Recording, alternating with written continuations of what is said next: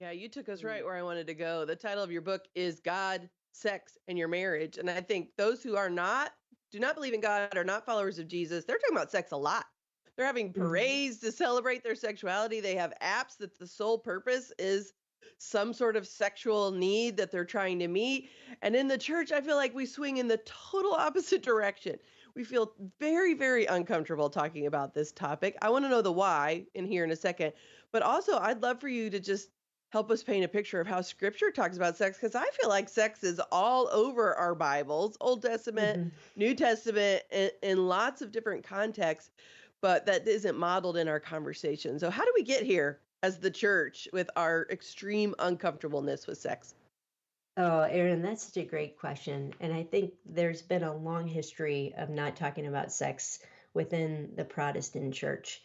And Mm. we can go through all kinds of historical reasons, including philosophies like the dualism of the body and the soul. Dana, you already mentioned Augustine. Like you can do your church history and philosophical history and kind of see the roots of it. But I think what's important to realize is that at this day and age, we have inherited a tradition that we just don't talk about sex in church. And if we do Mm. talk about it, it's kind of this awkward conversation that we're apologizing for, or we're making corny jokes about, or we just feel like we're walking on eggshells.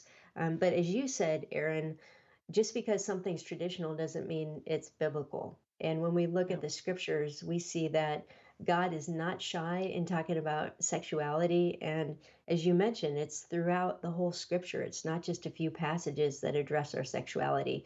So it's really a sad thing, unfortunately, in our day and age. The problem, the confusion, the pain is sort of forcing us to enter into these conversations, but we're not prepared. And so it's key that we go back to what the scripture says and we really grab onto God's example in scripture that we need to talk boldly about this topic. And there should be no question that we're afraid to ask. Hey guys, you just watched a short clip of Grounded. To check out the full episode, click the link below.